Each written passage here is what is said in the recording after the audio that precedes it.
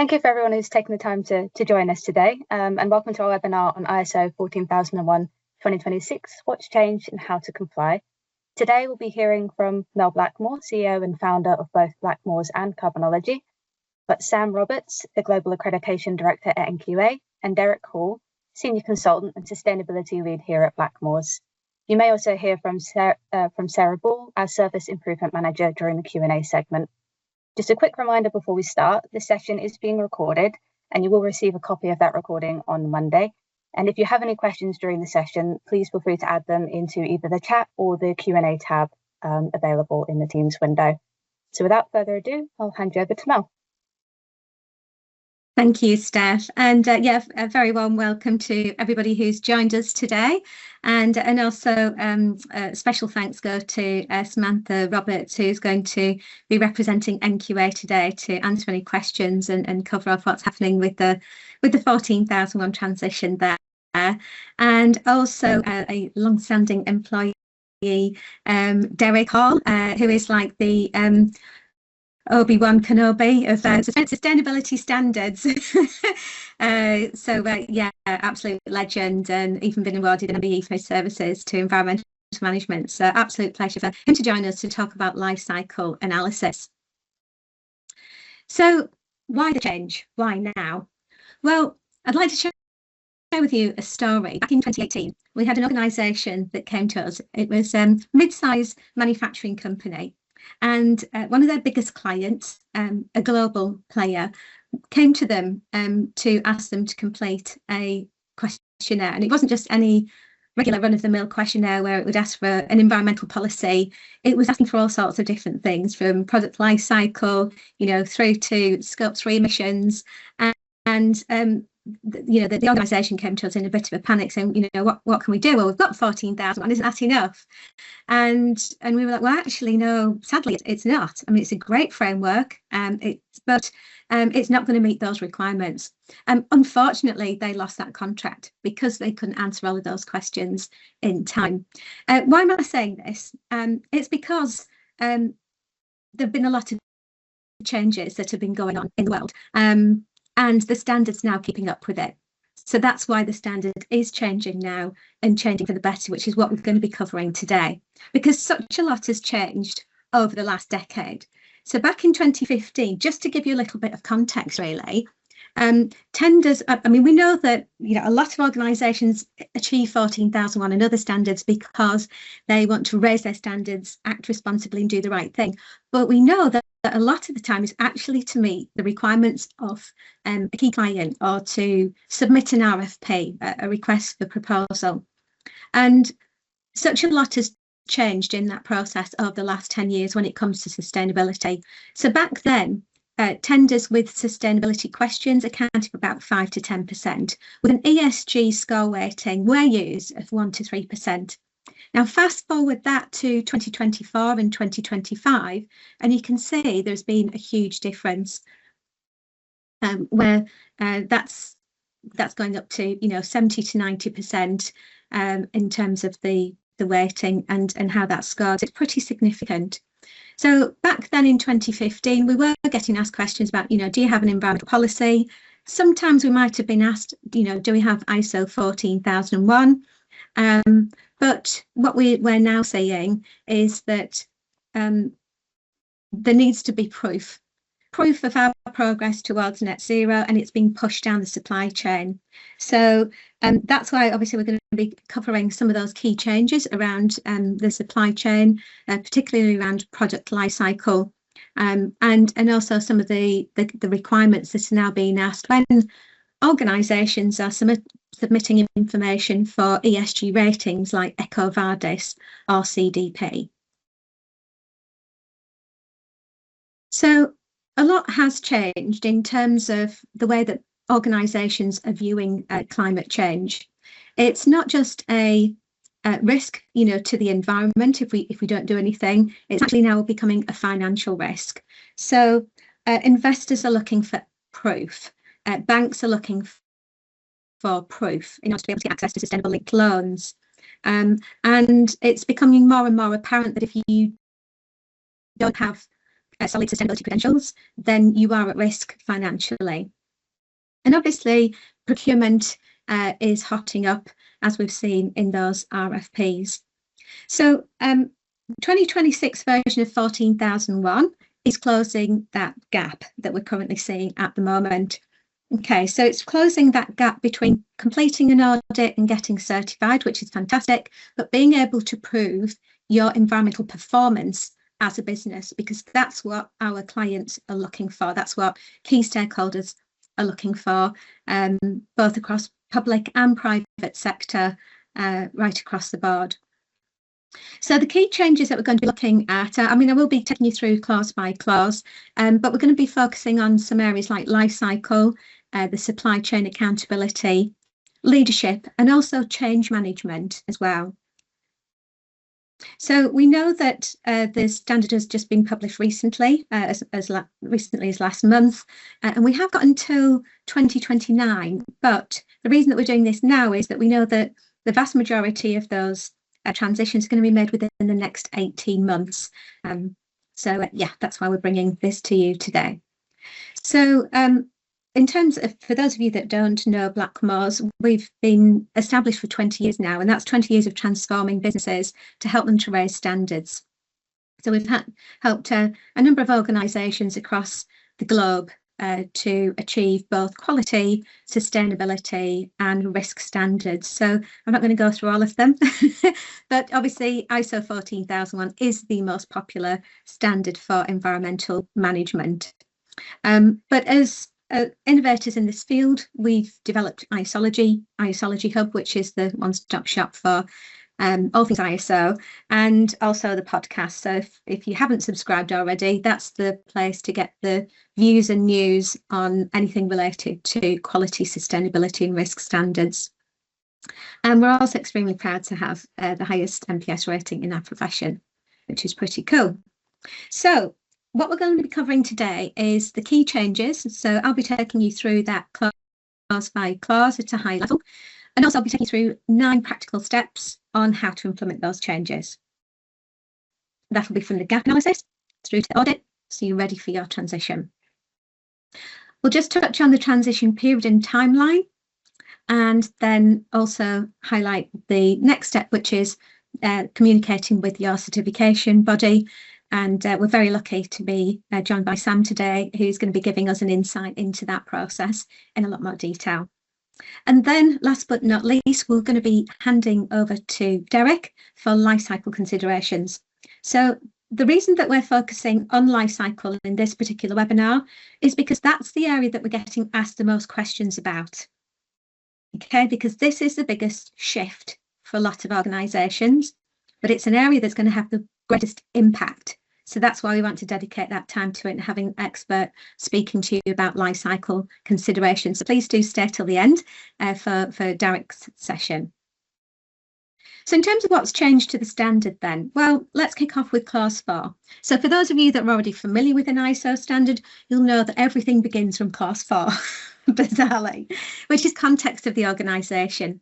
So that's where we unpack an organisation to identify what are the risks and opportunities, both internal and external, from an environmental perspective. So some of the changes that we're seeing here are around environmental conditions. Okay, so the standard is diving more deeply into specific environmental conditions like climate change, pollution, biodiversity. These now must be explicitly considered. Okay, and the scope has to reflect your life cycle approach as well at a top level. And there are certain key documents that have to be available as documented information. Okay, so a tip here in terms of action points: update your SWOT and PESTLE. That's typically the mechanism that most businesses use to be able to identify the internal and external issues. Review your interested parties. So you may have a stakeholder map or communications plan in relation to interested parties, linking that back to compliance as well. And also any potential changes to the scope. So I know that Derek's going to be going into life cycle in more detail, but for those of you that aren't really that familiar with life cycle, just at the very top level, to explain what life cycle actually means, it's basically looking at cradle to grave in terms of the products and services that you're offering as an organisation. So that's from the raw material extraction and sourcing through to the design and development, production, and then through to the end of life and disposal. Because each of those stages have an impact on the environment. They're all integral to how we operate as a business, and so they're critical to the environment, and that we take those into consideration. So a couple of things that you can be doing here is reviewing your suppliers, reviewing your supplier questionnaires, and getting them to do the legwork for you. You know, they should be doing the heavy lifting to be able to provide you with the information that you need. Update your aspects and impacts register, both upstream and downstream now. I mentioned about aligning your scope, but also consider at a more strategic level how product design choices influence your services, your profit margins, your productivity, and your environmental impact. Clause 5, leadership and commitment. So we know that in a lot of tenders, organisations are being asked to make a pledge or commitment to achieving net zero by a certain time frame. Obviously, it's written in law, it has to be done by 2050. But this is where the standard is looking at putting a little bit more pressure on leadership. And there's a greater emphasis on aspects such as conserving natural resources and ecosystem protection. And it's cascading down as well. So in clause 5.1, it's cascading down that top management need to support all of the relevant roles and demonstrate leadership, not just management roles. Okay, so this is really about embedding environmental best practice across an organisation. Okay, so at the very top level, things that you can do to satisfy this requirement is to update your environmental policy once you've reviewed it, and potentially look at altering, updating, communicating leadership commitment statements as well. When I talk about implementation shortly, there'll be a few more tips on this too. Then planning, there's a new clause in here, 6.3, which requires a structured approach to environmental management systems changes. Okay, so changes relating to how you operate as a business. Okay, now, if you've already got a standard like 9001 or 27001, change management is an integral part of those standards. It's now being introduced for ISO 14001. So I think this is really interesting because, again, going back 10 years, we didn't necessarily have somebody on for representing sustainability at the C-suite, but now it's more common to see, you know, CSOs and chief sustainability officers, and they're going to be instrumental in the planning and leadership of resources when it comes to environmental management. So there's going to be a shift, I think, in terms of what organisations used to do in terms of, you know, purchasing products, goods, services without considering the impact on the environment. And now that's likely to change, because if you are planning to purchase those product services or change your services as a business, you need to identify the risks and opportunities and plan actions accordingly. Okay, so this is bringing environmental management into the DNA of business operations. And to be quite honest, that's the only way we're actually going to make any change across organisations. And we're starting to see it happen, and it being really successful for organisations where they're putting environmental management, or quite often under the broader banner of ESG, at the top of the agenda. So some practical tasks here would be to refresh and update the risk register to include environmental risks, and also your aspects and impacts register as well. In terms of support on clause 7, minor changes here really, but it's all about improving communication to employees, and specifically in relation to continual improvement. So this is where you can review your learning and development programme for your employees, your strategy around environmental communications internally, and to be able to update that so that you can then demonstrate compliance to your certification body. Interestingly, on the operations side, we're now seeing a change from outsourced processes to externally provided processes, products or services. Okay, so the certification bodies are going to be looking much more closely at this.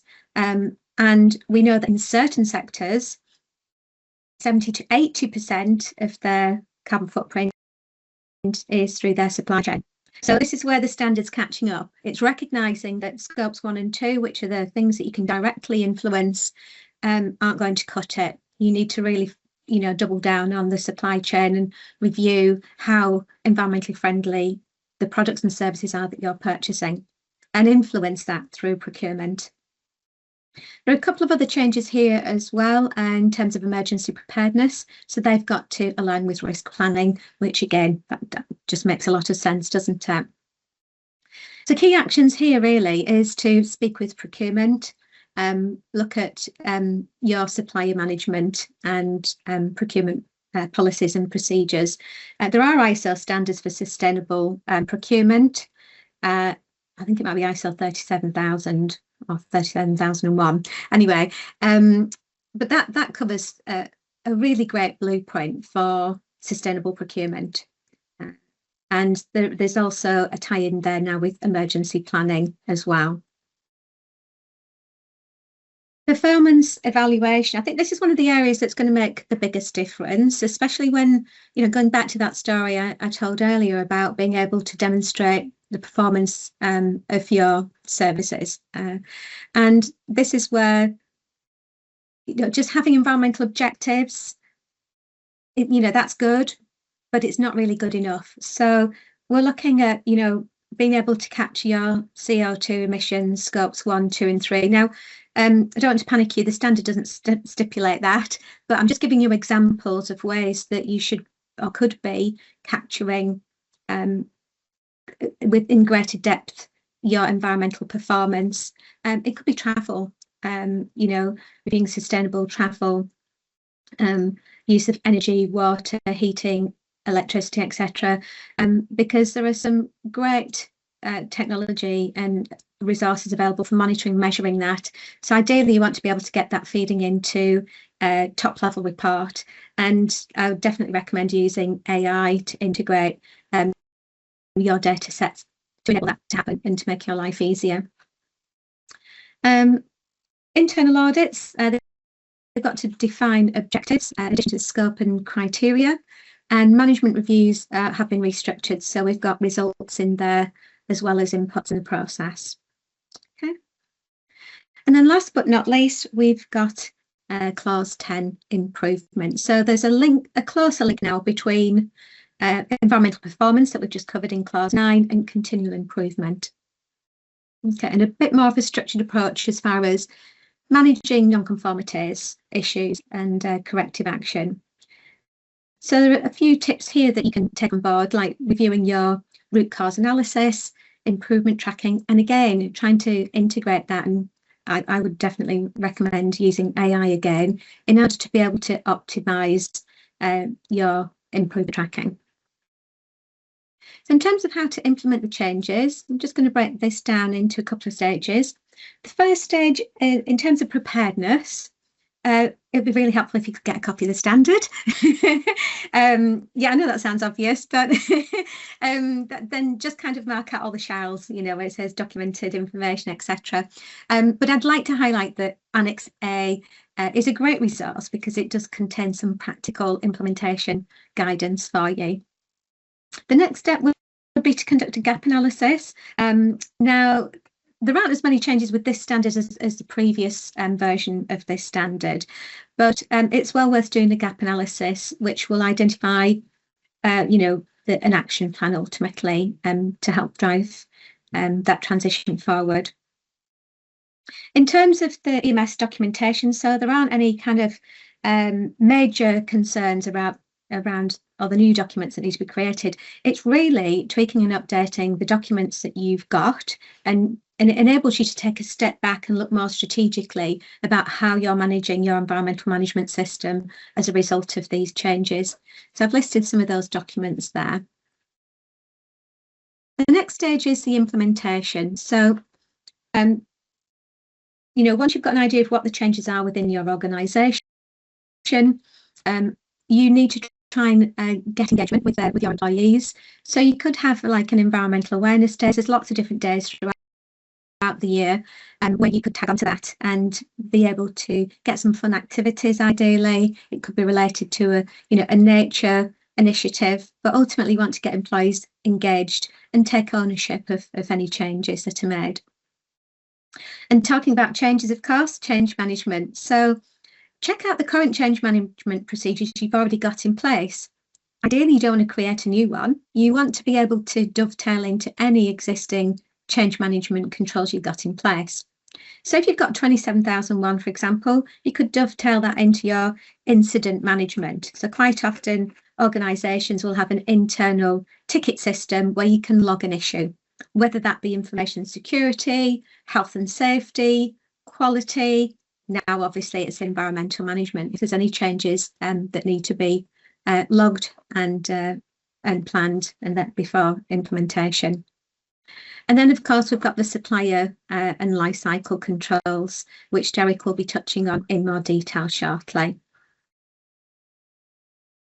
And the final stage is, as I mentioned earlier, about leadership involvement.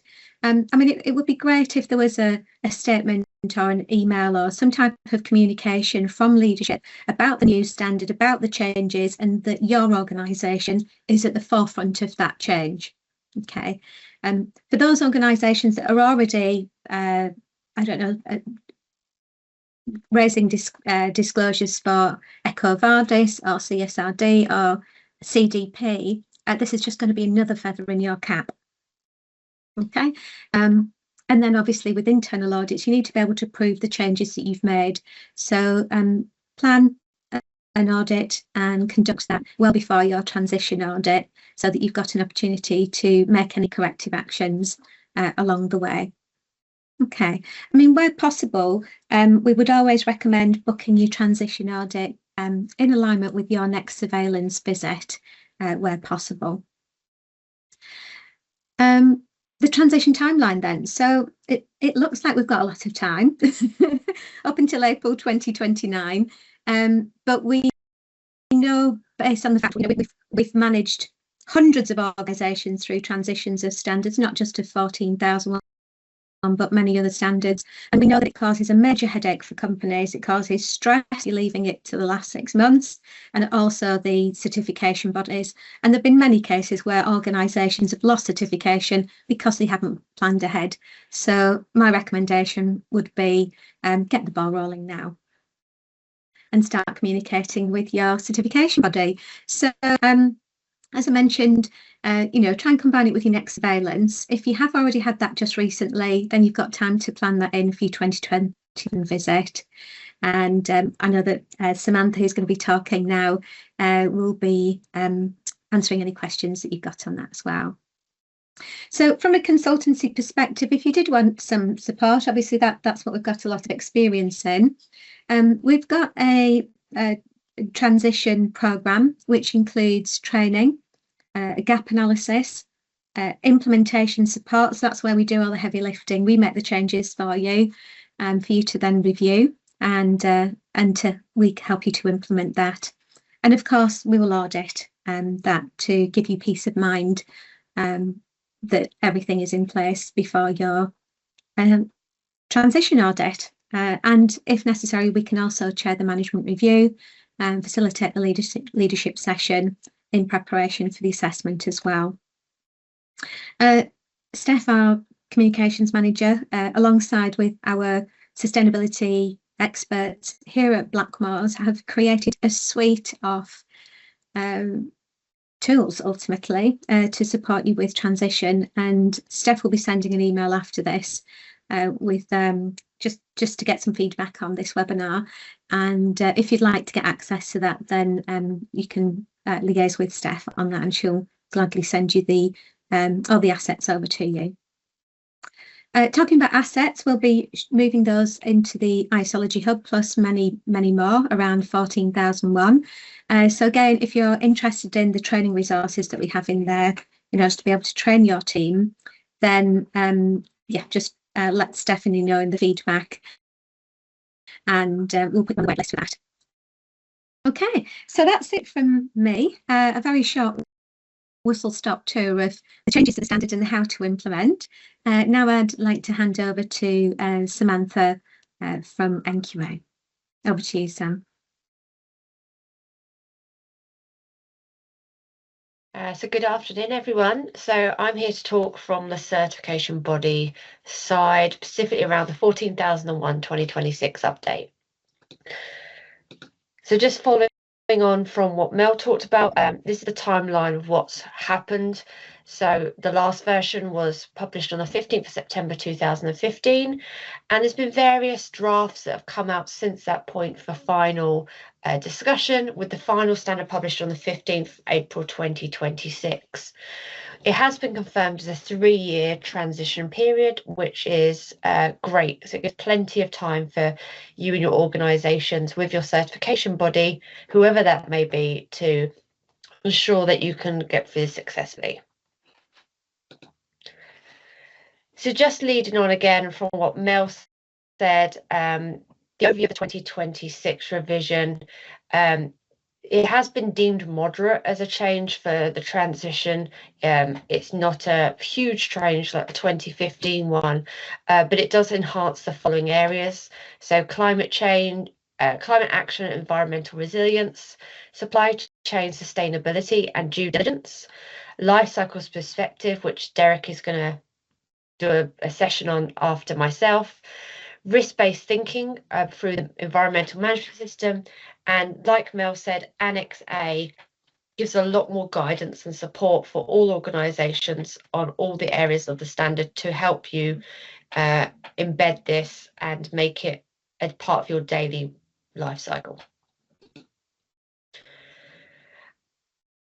And again, I won't go into too much detail because Mel did a fantastic job at updating you the clauses, but this is just a summary of the biggest clause, with the new clause being 6.3, change management.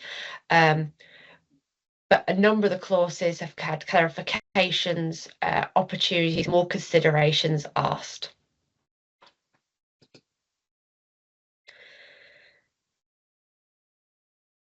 So just a couple of bits to add into this. You'll notice when you read 14,001, some of the terminology's changed. So it used to use the word fulfill many times. It now has moved to meets compliance obligations. And the reason that is to align with the regulatory world that we're in at the moment. It also puts a greater emphasis on conserving natural resources, protecting ecosystems, and revising your own policies to ensure you're doing this, alongside bringing your leadership team on that journey.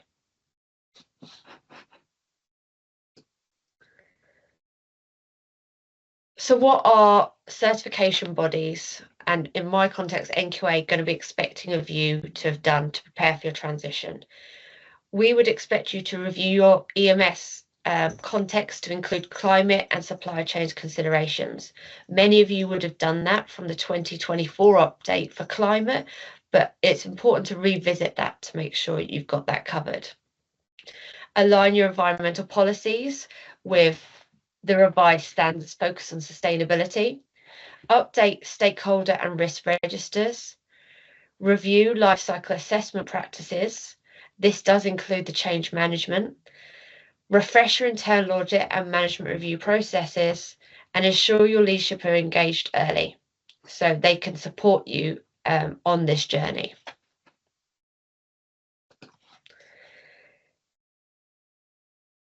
So for NQA, it's anticipated that transitions audits will add a minimum of half a day to whichever assessment's being carried out. We're happy to add it on to a surveillance assessment or a recertification assessment, whatever's going to be next on the list. However, to add a caveat to that, when a transition is done, a new IFMD document is released. That is yet to be released. So that this is subject to change. But that's the current stance we've got. For NQA, we have a transition assessment document. It's called TR006 and it is available on our website, which must be completed by yourselves for if you're with NQA. And at the opening meeting, we will require you to provide a copy of this transition document along with the internal audit, and we will use that to assess your transition to ensure that you've implemented all changes correctly. Other certification bodies will have their own versions of that, and it's worth linking in with your certification body early and ask for these documents up front to ensure you're as prepared as possible and you don't just get it the day before the audit.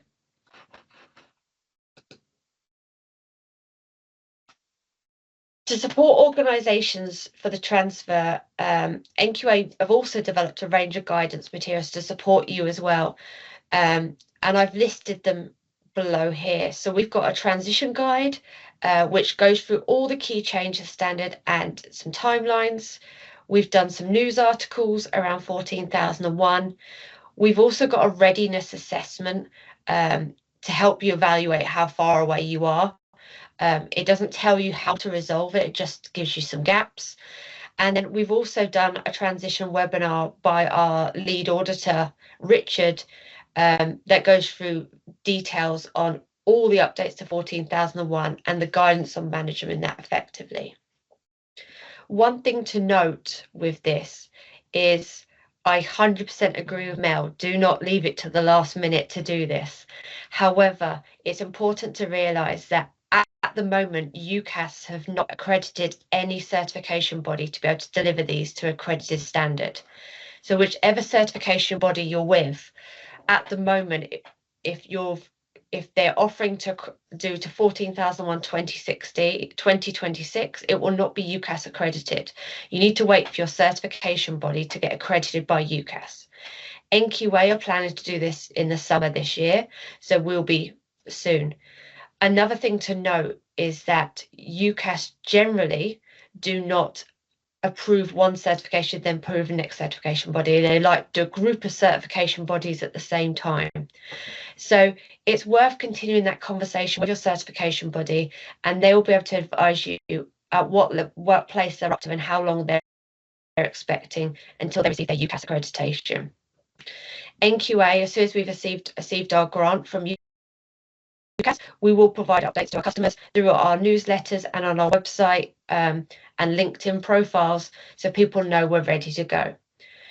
We're imagining most organisations will start to transition from the end of this year. We're hoping majority will go in 2027. And that's the end of my presentation. Does anyone have any questions that I can answer specifically around certification body approach?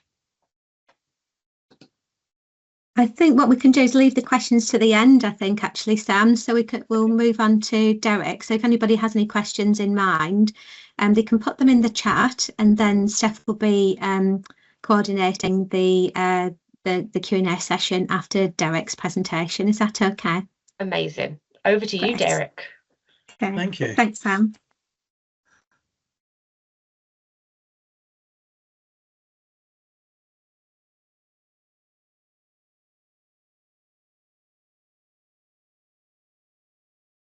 Okay, can we see that? Yeah, we can see that, Derek. Brilliant. Okay, so what I'll be talking about is, as it says there, considerations, embedding life cycle considerations. So I think the key term there is embedding, because both Mel and Sam have spoken about not leaving things to the last minute, and it's very important that we go down into the sort of finer detail of what's required. So when we're talking life cycle, we're broadly talking raw materials, we're talking transport, manufacture, transportation of goods, the use and the end of life.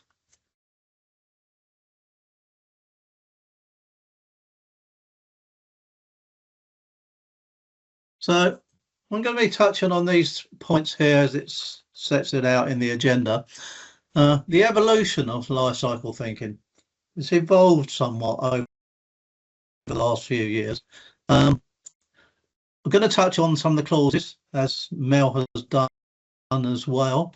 I'm going to touch on specifically the clauses for or references for life cycle. Then we're going to go on to practical approaches, so some real-time activities with some of our clients. Any audit expectations for life cycle. And then finally, the implementation and key takeaways. So, as I've already said, broadly speaking, there is a life cycle diagram, so life cycle thinking. And it's all about life cycle perspective. It's not life cycle analysis. It's all about the perspective of your life cycle. This is predominantly, I suppose, manufacturing, but bear in mind, more and more life cycle is the service as well, and the design it was touched on earlier on.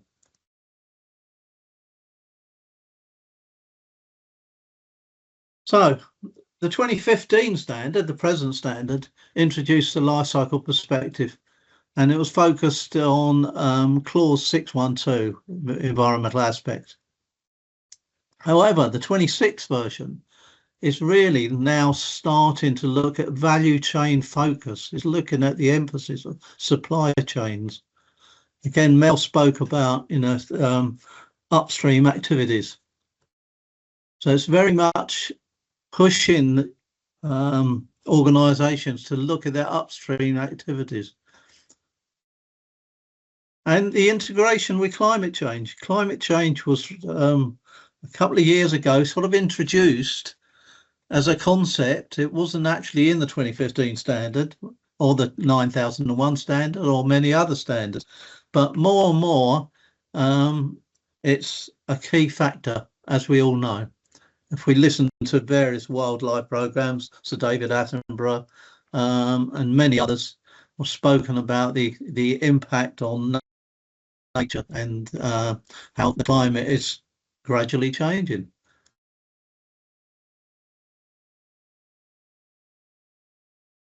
And it's all about the proportional and relevant application of the standard. So, yes, it's refining the present 14001 standard. I've heard that it's really it's not been a major change, but I think in life cycle terms, there will be some major changes in the way organisations operate and link things together. And talking of linking, 14001, of course, links with other standards. It links with 9001. It links with the safety standard of ISO 45001. I do a lot of work in the construction industry as well as the printing industry, and more these combined approaches have become absolutely crucial. In terms of 14001, I think it's about clearer expectations and alignment with sustainability. It's not just a straight environmental standard. It is leading, hopefully, to a more sustainable world. And also it's about, as it says there, life cycle requirements that can be controlled and influenced effectively.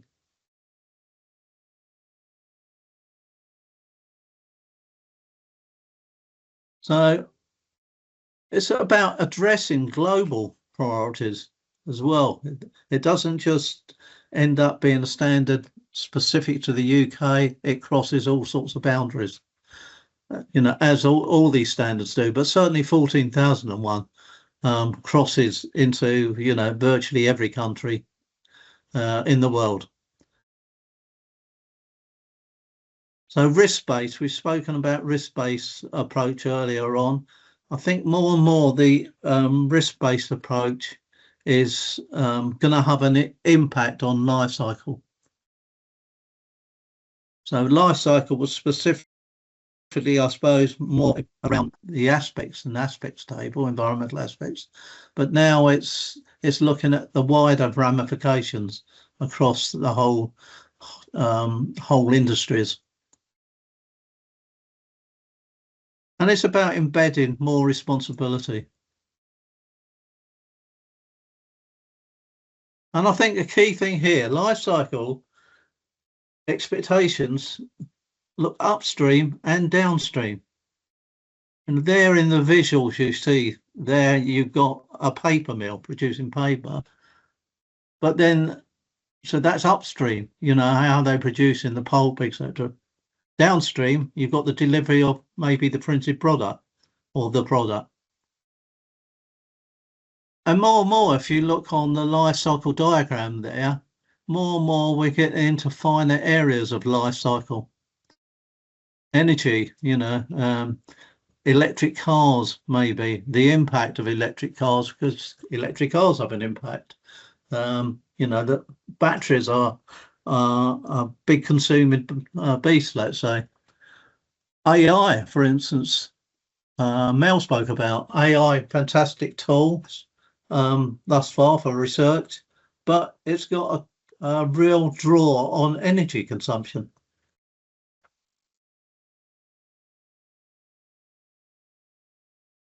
So yes, the evolution of the standard is really looking at upstream stages. So in other words, raw material sourcing and supply and manufacturing.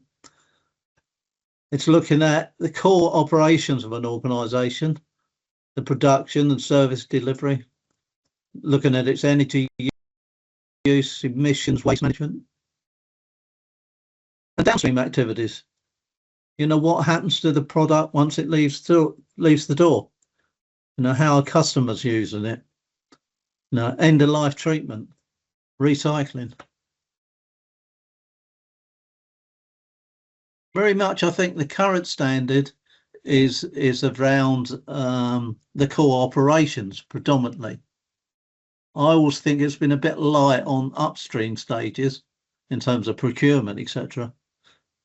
And downstream, it's harder to control once a customer's got the product that's been produced.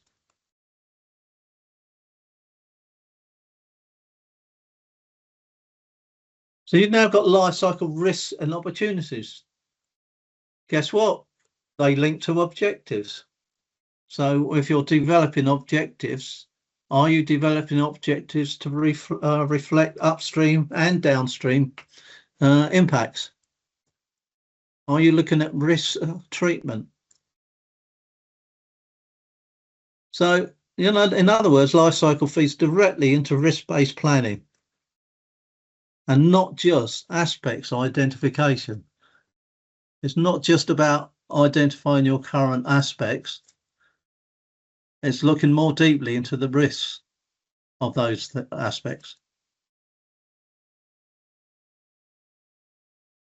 We're going to talk about some of the clauses here, or the clauses related to 14,001 in terms of life cycle. So first of all, what is life cycle? Well, as it says there in 3.3.3, life cycle, consecutive and interlinked stages of a product, brackets, or service system from raw material acquisition or generation from natural resources to final disposal.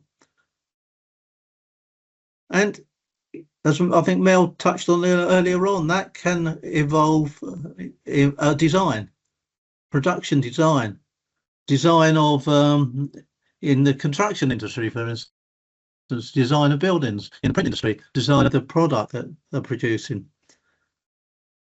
And obviously the end of life treatment.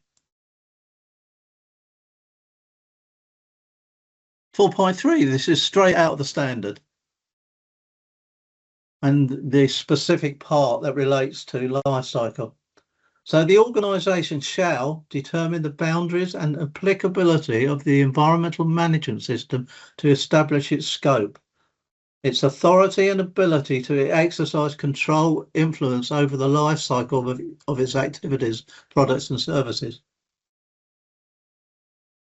So think of that, the authority and ability to exercise control and influence. And so it repeats itself there.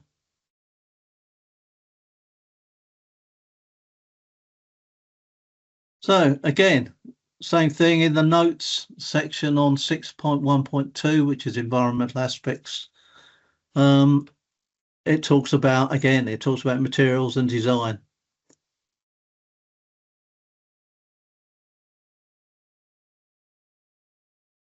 Now, key change was 6.3 that was spoken about earlier on. Now, 6.3 doesn't mention life cycle. But guess what? Any change under 6.3, you need to consider environmental aspects. Have they changed in the organisation? Are they required to include a life cycle perspective? So you've actually, even though it doesn't specifically talk about that within planning the changes, you still will need to consider it or consider any changes made to life cycle.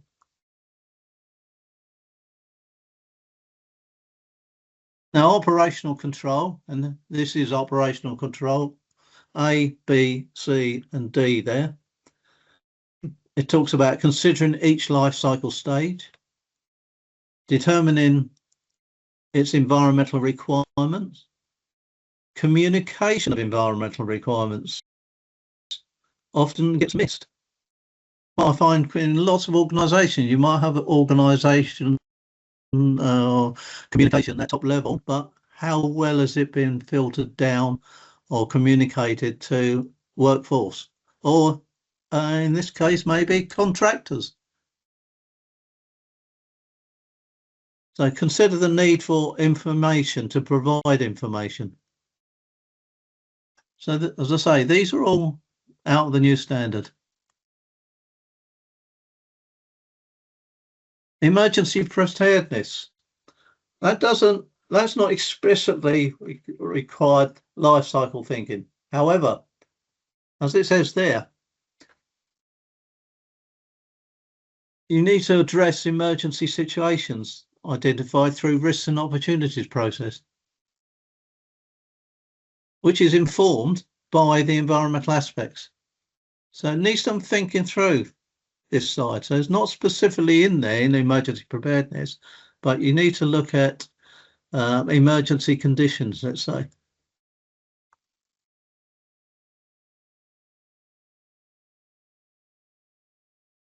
Now we're going to move on. So practical approaches for implementing life cycle requirements. What you see in front of you there is a typical diagram of a typical organisation. So you've got the extraction of raw materials. Then it leads to purchasing or procurement. Then your manufacturing items. And from that manufacturing area, you've normally got certain things happening like emissions, waste, etc.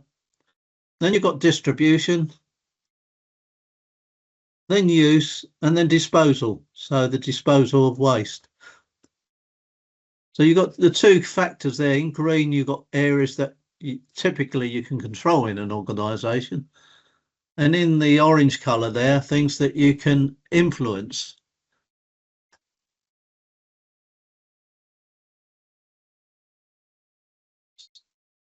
So there it goes. That repeats itself there. So these are typical business activities.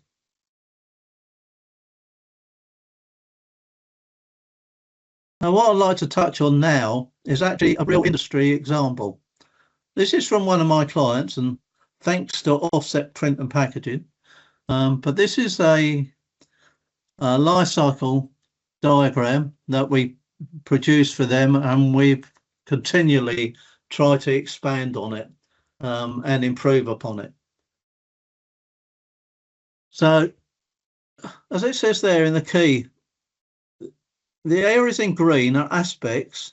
These are evolved from environmental aspects, which actually haven't stated, but these have all evolved from their environmental aspect. But the areas in green are things that they can control. So they're a printing company. They can control their print processes, their manufacturing. They got some control and a lot of control over what machinery they purchase, what inks and chemicals they would purchase, distribution of the printed product.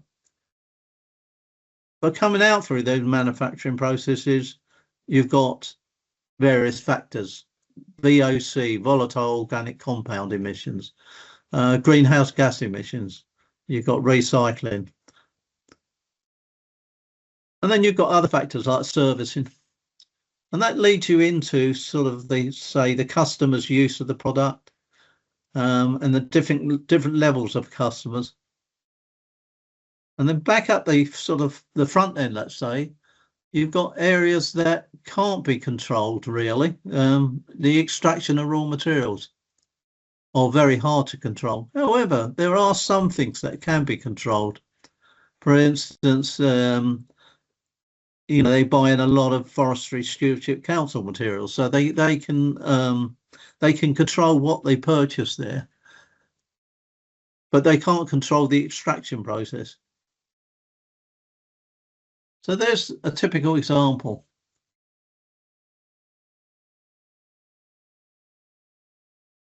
So in terms of the new standard,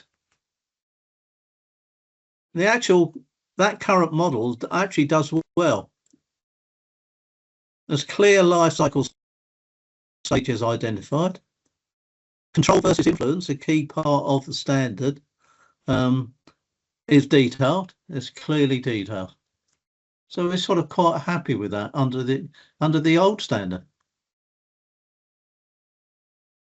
So how do you advance that in terms of the new standard?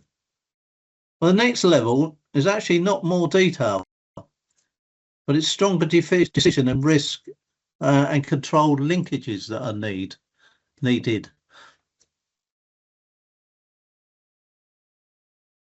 So now we go into a sort of real detail.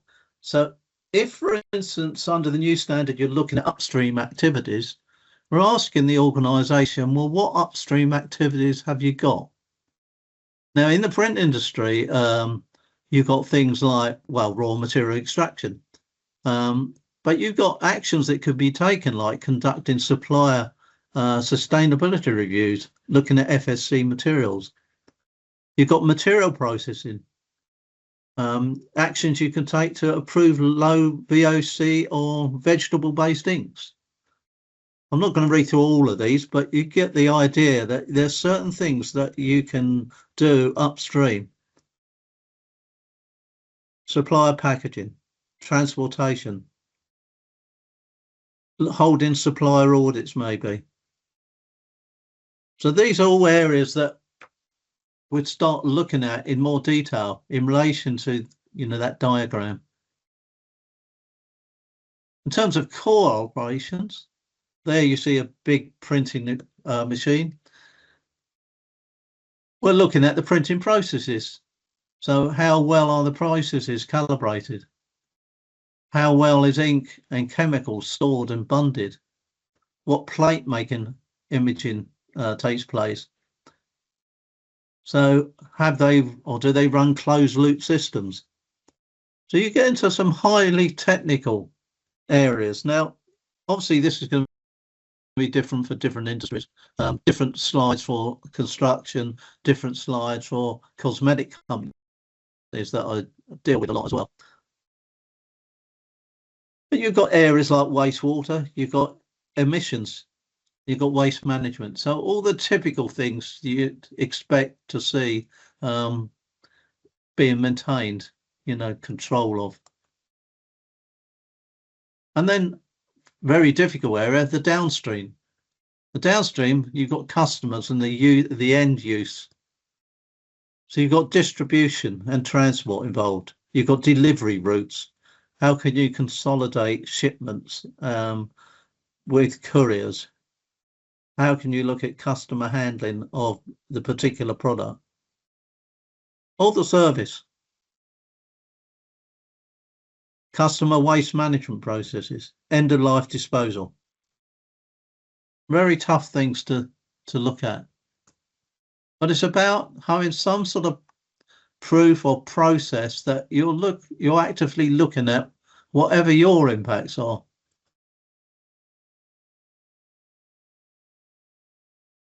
So in terms of audit expectations, well, if I'm auditing, I'm expected to see clear evidence that life cycle's been considered in the proper way, looking at what controls are in place. I'm looking at the sadly overlooked, I believe, area in terms of environment, procurement. A lot of organisations might have wonderful environmental systems, but downstream or in their core activities, but their purchasing of products doesn't reflect that. So it's very much I'm looking for sustainability source records, and I'm looking at contracts, I'm looking at communication. And maybe downstream, we're looking at maybe downstream, well, we're looking at product specification, labelling, take-back programs.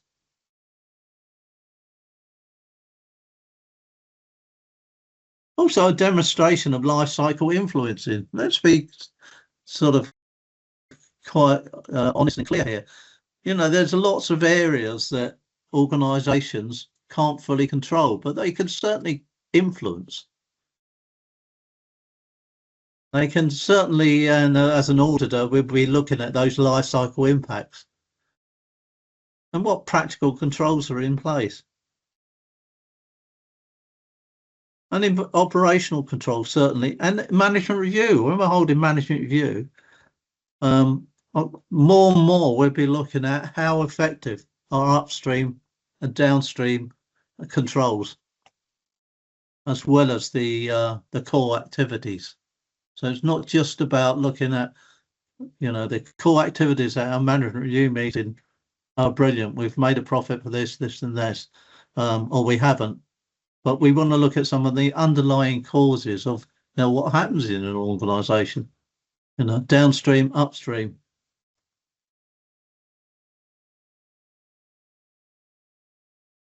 Right, so implementation and key takeaways. The key takeaways, I think, really is expanded environmental responsibility.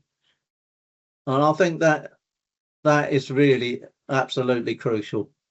It needs to be expanded so more people are involved and more people are responsible. It's enhanced risk management. It's identifying risks and supply chain disruptions. Opportunities for innovation. And cost savings, better design. I spoke about procurement being missed in certain organisations. Design and development processes could be improved. The better the design process, hopefully it has you've got less of an environmental impact. And of course, it's about compliance and leadership.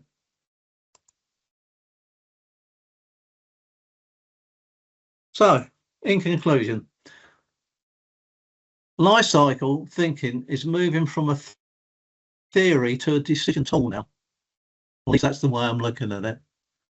It's just not about, you know, it's not just about theory. It's not just about having a life cycle diagram, let's say. It's very good because it describes what you do, but it's about getting into the underlying areas of a business. And risk-based thinking more in 14,001. Now, it's looking at maybe your risk register in relation to aspects as well as the aspects register. Because quite often business risk, you know, will find a lot of different areas that companies need to improve on in terms of their environmental aspects. So it's linking also life cycle to change management. It's integrating life cycle into emergency planning. It's applying life cycle across the value chain, as I'd call it. And I think success really depends on integration and evidence of use. So I'll leave you with these last statements here. So as we move into an era shaped by 14,001, one thing is clear: life cycle thinking is no longer a procedural exercise. It's a catalyst for transformation and a true strategic advantage. It's understanding the full journey of products and decisions for smarter design, cleaner operations, and more resilient organisations. Okay, and that is it. So thank you for listening. Thank you very much, Derek. That was a really informative session. I certainly learned a lot. Yes, there's a lot in there, a lot more than I think is realised. Thank you very much to all of our main speakers. And now we're going to have, I appreciate that we're running over a little bit, so we're going to have 10 minutes just for a quick Q&A with all of our speakers. And I can see that we have had a question through while the other presentations were going on. So thank you very much to Molly. Actually, she had 2 questions. So I believe this one's probably going to be for Sam, these 2. So Molly said, thank you for a great presentation. We're looking at renewing our ISO 9001 at the same time as implementing ISO 14001 for the first time as an IMS. I'm aware ISO 9001 2026 is due out later this year, and she had 2 questions. The first one being, if we begin the process of implementation and certification over the next 6 months, will this have a cost impact on the business, as we will have to recertify within the 3 years, as BSI will require recertification to the new standard? And so is it worth waiting until the new standard comes out? From a certification body perspective, I can't advise when you should start implementing a standard. When you update your 14,000, when you go for 14,001, I assume you're going to go for the 2026 version, which is why you're on this webinar. But there's options for your 9001 at the same time. There's options to recertify early if you want to do it at the same time, or there's options of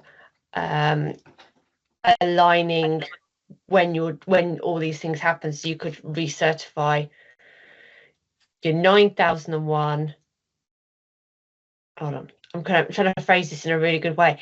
There's a way to implement 14,001 outside of.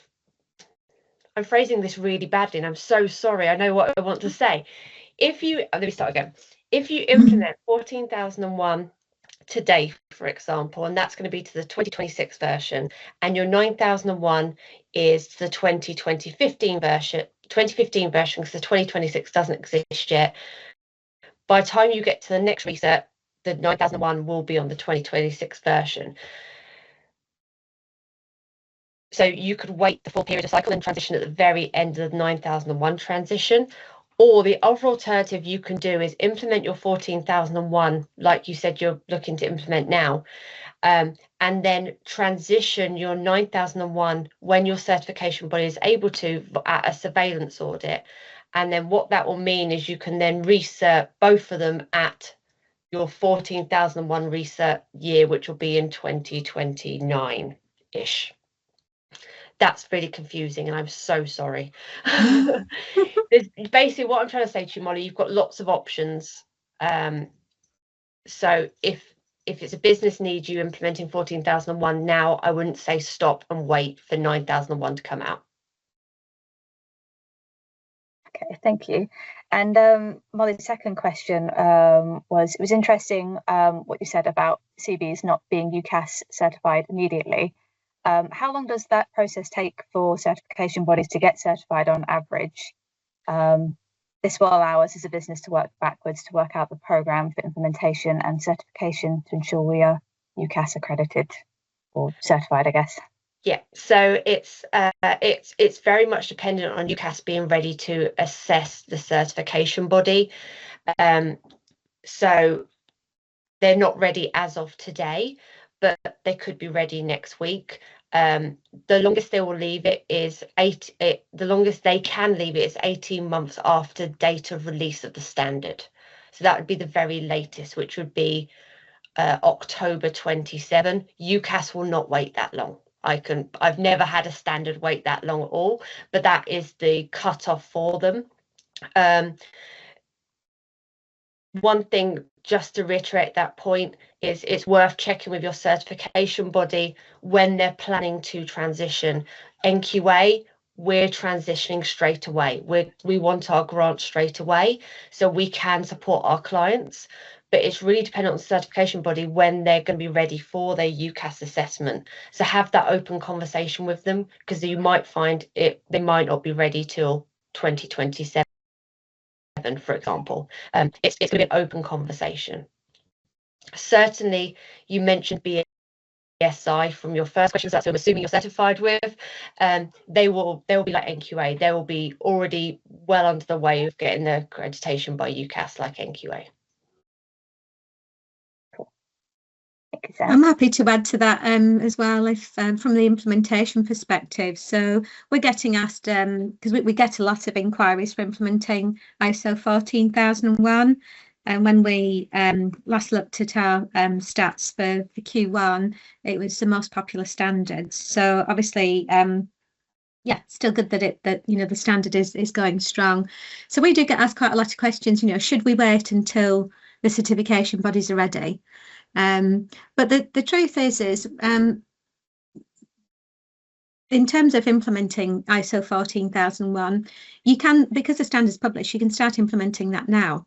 So, and typically we would allow 6 months, depending on the size of the organisation. Obviously, that could take a year or 18 months if it's a large organisation with multiple sites.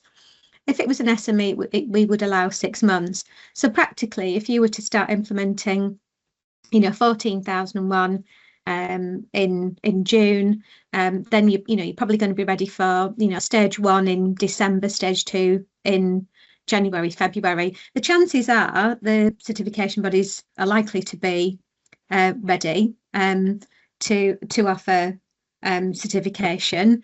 But based on experience, and you're probably familiar with this as well, Samantha, is that the certification bodies are already geared up, ready to assess against the new standard, and they can issue the certificate for the new standard, but it hasn't got the UCAS badge. But when they get the UCAS badge, the clients get the UCAS badge. So that's typically what happens as well. We're currently implementing the new standard for clients anyway, so there isn't much point in implementing the old one. No.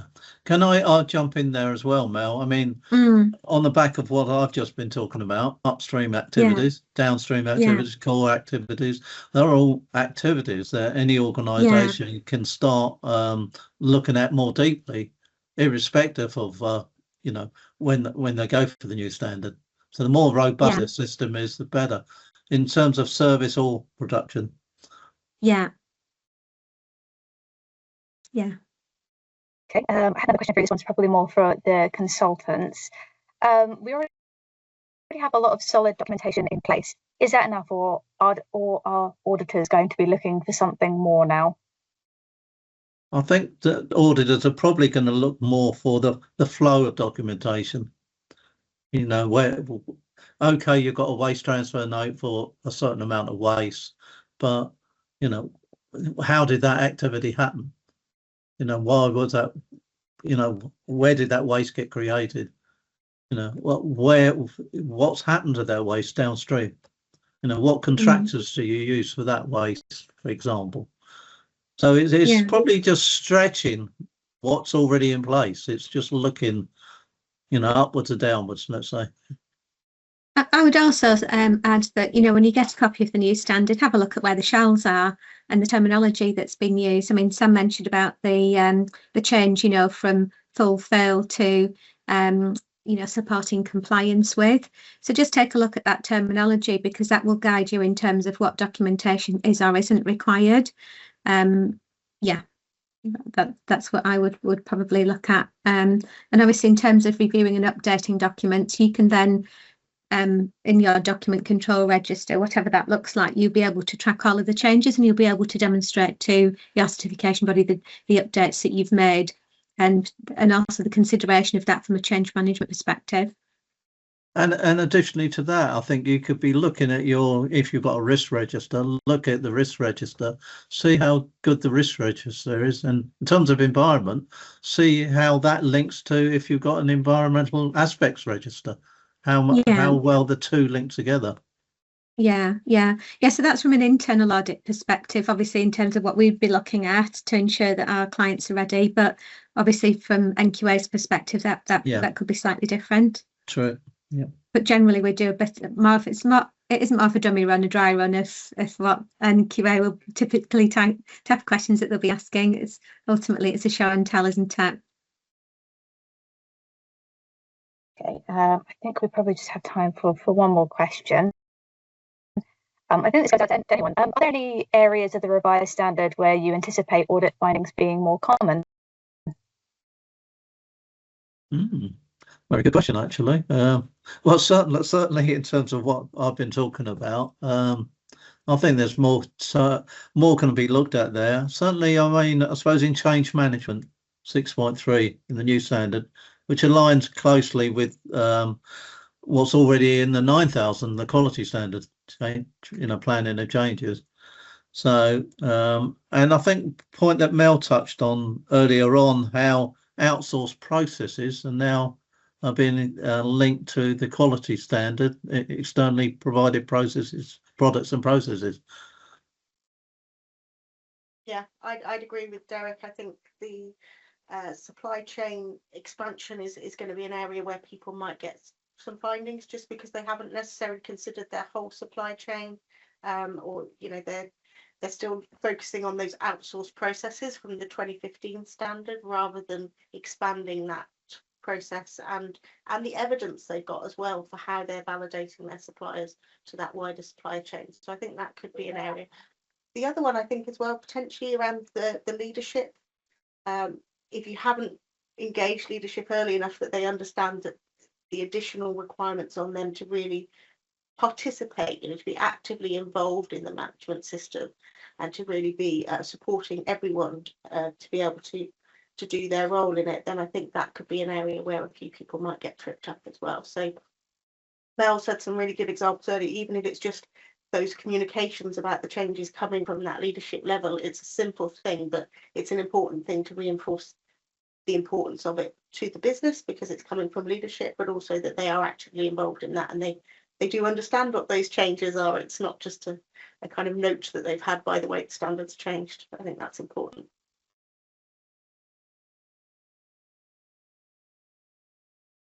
Okay, I think that was it for all the questions. So I think that's all that we have time for today. So I appreciate that we have run over slightly.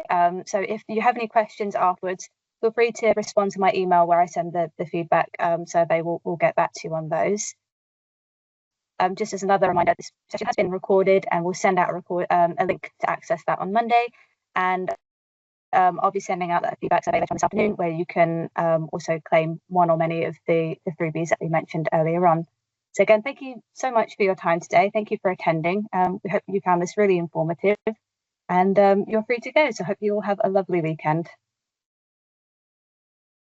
Thank you. Thank you, Steph. Bye-bye. Thanks, Steph. Yeah. Thank you, Steph.